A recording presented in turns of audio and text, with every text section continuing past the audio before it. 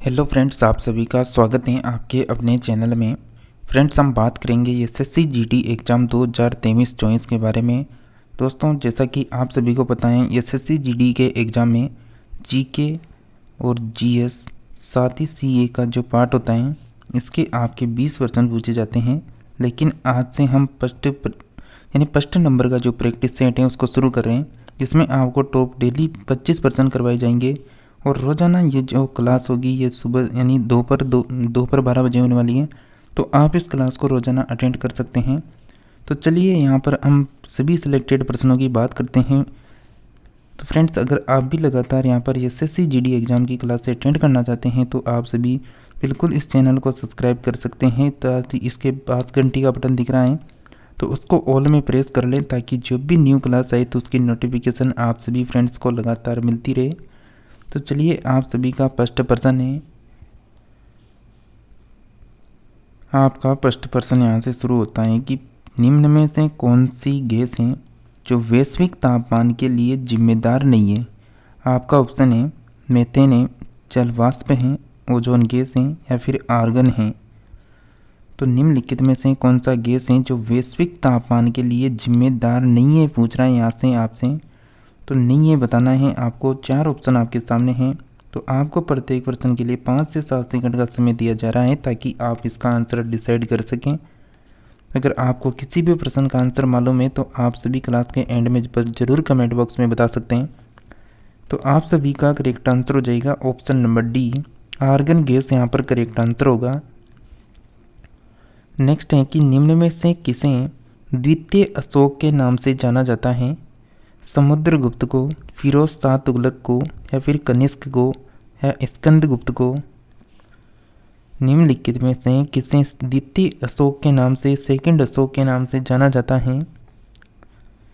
आप सभी का करेक्ट आंसर आना चाहिए ऑप्शन नंबर सी, कनिष्क यहाँ पर करेक्ट आंसर होगा।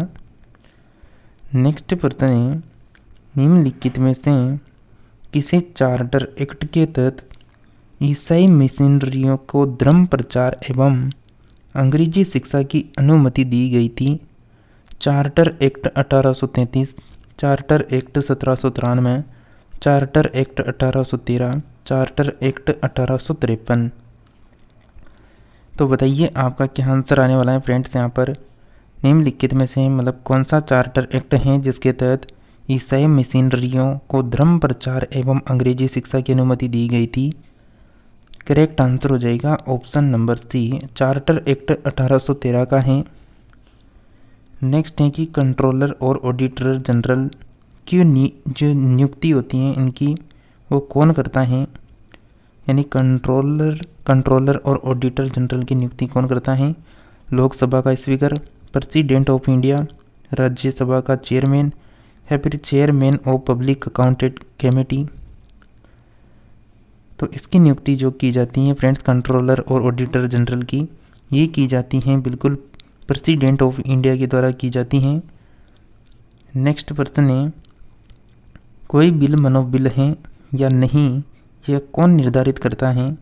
राष्ट्रपति, उपराष्ट्रपति, लोकसभा अध्यक्ष या फिर वित्त मंत्री। मतलब कोई जो बिल है वह मनोबिल है या नहीं, यह कौन निर्धारित करेगा। आप सभी का करेक्ट आंसर आ चुका है ऑप्शन नंबर सी, लोकसभा का जो अध्यक्ष होता है वह यहाँ पर निर्धारित करता है।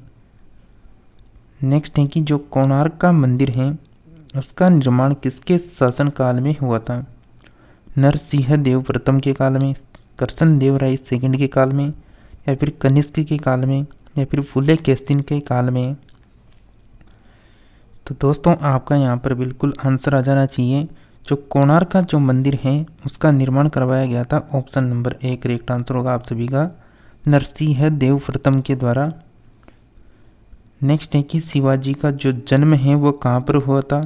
पुणे में, रायगढ़ में, पुरंदर में, शिवनेर में। तो शिवाजी का जो जन्म स्थान है ये आपसे पूछा जा रहा है। आप सभी का करेक्ट आंसर होगा ऑप्शन नंबर डी, शिवनेर यहाँ पर करेक्ट आंसर हो जाएगा। नेक्स्ट है कि गुप्त काल का सर्वप्रथम गणितज्ञ एवं खगोलविद कौन था। विराहमिहिर था, आर्यभट्ट था, बाणभट्ट था, ब्रह्मगुप्त था। तो गुप्त काल का सर्वप्रथम गणितज्ञ कौन था? बिल्कुल यहाँ पर करेक्ट आंसर हो जाएगा ऑप्शन नंबर बी, आर्यभट्ट आप सभी का करेक्ट आंसर है। नेक्स्ट है कि विक्रेता बाजार उस स्थिति का द्योतक है जहाँ पर वस्तु प्रतियोगी दरों पर उपलब्ध हो, या फिर आपूर्ति की अपेक्षा मांग अधिक हो, या फिर मांग की अपेक्षा आपूर्ति अधिक हो। फोर्थ ऑप्शन है आपूर्ति और मांग का परस्पर संतुलन हो। तो विक्रेता बाजार उस स्थिति का द्योतक है जहां, बिल्कुल आपका correct answer option number B होगा, जहां पर आपूर्ति की अपेक्षा मांग अधिक हो। नेक्स्ट है कि किस चीनी यात्री को वर्तमान में साक्य मुनि एवं यात्रियों का राजकुमार कहा गया है? फाइयान को, इत्सिंग को, हेनसोंग को, या फिर इनमें से कोई नहीं। तो किस चीनी यात्री को वर्तमान में सांख्य मुनि एवं यात्रियों का राजकुमार कहा गया? आप सभी का करेक्ट आंसर हो जाएगा ऑप्शन नंबर सी, हेनसोंग यहाँ पर करेक्ट आंसर होगा। किस नदी के किनारे चालुक्य शासक पुलकेशिन ने हर्षवर्धन को पराजित किया था? नर्मदा नदी, गोदावरी नदी, ताप्ती नदी, या फिर महानदी? देखिए फ्रेंड्स, अगर आप एसएससी जीडी एग्ज़ाम की तैयारी कर रहे हैं तो बिल्कुल आपका जो एग्ज़ाम है वो 2024 में संभावित है। तो आप सभी को बिल्कुल अभी से कंटिन्यू आपको तैयारी में रहना है। साथ ही जो जीके जीएस का पार्ट है जिसके आपके 20% पूछे जाते हैं, तो हम लगातार प्रैक्टिस सेट करेंगे, उसमें 25% आपको डेली कवर करवाएंगे। तो आप सभी इस क्लास को रोज़ाना अटेंड कर सकते हैं दोपहर 12 बजे। तो चैनल को बिल्कुल अभी तक भी सब्सक्राइब नहीं कर रखा है तो चैनल को सब्सक्राइब कर लें, क्लास को लाइक कर दें और अपने दोस्तों को भी शेयर कर दें। तो आप सभी साथियों का करेक्ट आंसर होगा ऑप्शन नंबर ए, नर्मदा नदी यहाँ पर बिल्कुल करेक्ट आंसर हो जाएगा। नेक्स्ट है कि निम्नलिखित में से कौन से राष्ट्रपति पूर्व में केंद्रीय गृह मंत्री थे? वीवी गिरी, ज्ञानी जेल सिंह, डॉक्टर जाकिर हुसैन, या फिर आर वेंकटरमन? तो निम्नलिखित में से कौन से राष्ट्रपति हैं जो पूर्व में केंद्रीय गृह मंत्री थे?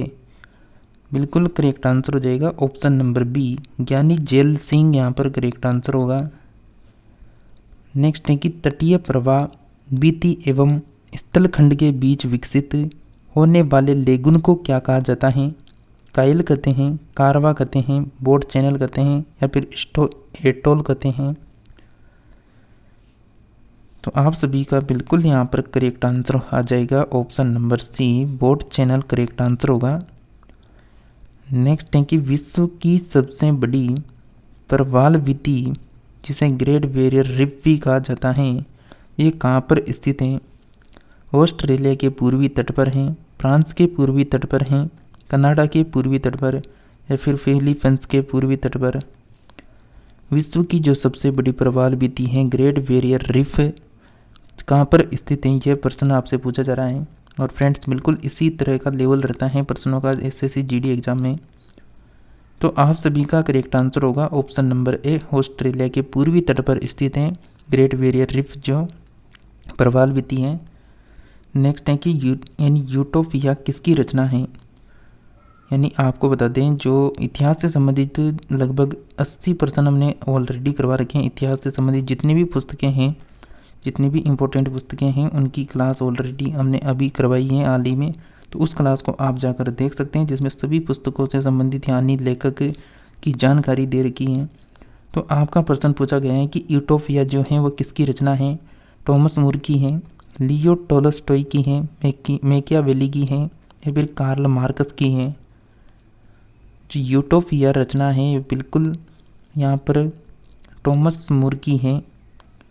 नेक्स्ट है कि ऐतिहासिक उपन्यास मृगनयनी के उपन्यासकार कौन है? वृंदावन लाल वर्मा, विजय तेंदुलकर, जयशंकर प्रसाद, मुंशी प्रेमचंद?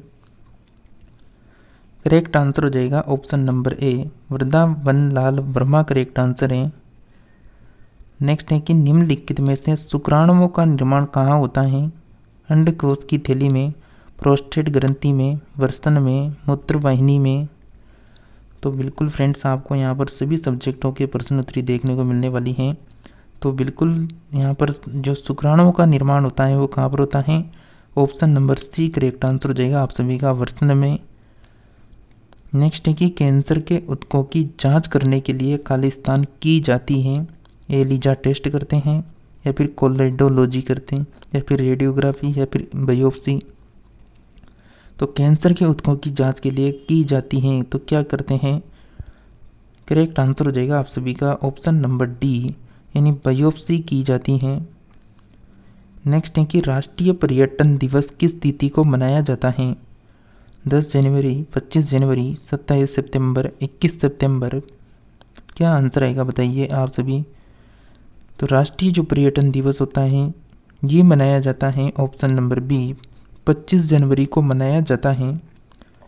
इसी के साथ बात करें नेक्स्ट पर्सन की, तो मियादी जो जवार होता है वो किस कारण होता है? वायरस से होता है, बैक्टीरिया से, कवक से, प्रोटोजोआ से। जो मियादी जवार होता है वो किसके कारण होता है? आपका करेक्ट आंसर हो जाएगा ऑप्शन नंबर बी, बैक्टीरिया के कारण होता है। नेक्स्ट है कि पोलो खेल का प्रचलन भारत में किस राज्य से हुआ था? मिजोरम, मणिपुर, हिमाचल प्रदेश, या फिर असम। जो पोलो खेल का प्रचलन था वो भारत के किस राज्य में हुआ था? करेक्ट आंसर हो जाएगा आप सभी का ऑप्शन नंबर बी, मणिपुर राज्य में हुआ था। नेक्स्ट पर्सन है कि मुक्केबाजी की स्पर्धा में कितने कितने मिनट के 3 राउंड होते हैं? 2-2 मिनट के, 3-3 मिनट के, 4-4 मिनट के, या फिर 5-5 मिनट के। जो मुक्केबाजी यानी जो मुक्केबाजी की प्रतिस्पर्धा होती है उसमें कितने कितने मिनट में 3 राउंड होते हैं? करेक्ट आंसर हो जाएगा ऑप्शन नंबर यहाँ पर बी, 3-3 मिनट में होते हैं। नेक्स्ट पर्सन है, आइस हॉकी का खेल परिसर कहाँ पर मतलब क्या कहलाता है? जो आइस हॉकी का खेल परिसर होता है वो क्या कहलाता है? एरिना कहलाता है, रिंक कहलाता है, या फिर मैट कहलाता है, या ग्रीन्स कहलाता है। तो आइस हॉकी खेल का जो परिसर होता है वो क्या कहलाएगा? बिल्कुल option number B correct answer है, रिंक कहलाता है। नेक्स्ट है कि प्रोटेस्ट आंदोलन यानी जो प्रोटेस्ट आंदोलन है इसकी शुरुआत किसने की थी? मार्टिन लूथर ने, जॉन क्लिफ ने, माइकल जॉन ने, यानी कार्ल मार्कस ने। तो प्रोटेस्ट आंदोलन की शुरुआत किसने की थी बताइए। करेक्ट आंसर होगा option number A, Martin Luther correct answer है। अंतिम प्रश्न है आपका, तो आपको बिल्कुल ये जो 25वां प्रश्न है इसके बाद यानी आपकी प्रश्नोत्तरी यहीं पर समाप्त होगी। तो आप सभी को बिल्कुल कमेंट में कमेंट करना है कि आपने कितने प्रश्नों का सही किया। इंडियन इंडिपेंडेंस लीग जो है उसकी स्थापना किसने की थी?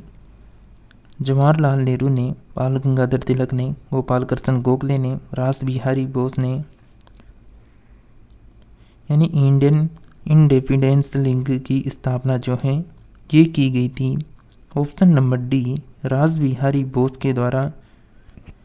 तो फ्रेंड्स ये थी हमारी एसएससी जीडी एग्ज़ाम के लिए फर्स्ट क्लास। अगर आप लगातार प्रैक्टिस सेट करना चाहते हैं जीडी एग्ज़ाम के लिए जिसमें जीके, जीएस और करंट अफेयर्स हो, तो बिल्कुल आप सभी इस चैनल को सब्सक्राइब कर लें और डेली 12 बजे तैयार रहें एसएससी जीडी एग्ज़ाम की क्लास के लिए। तो इसी के साथ मिलते हैं नेक्स्ट और न्यू टॉपिक में, तब तक आप सभी क्लासों को अटेंड करें।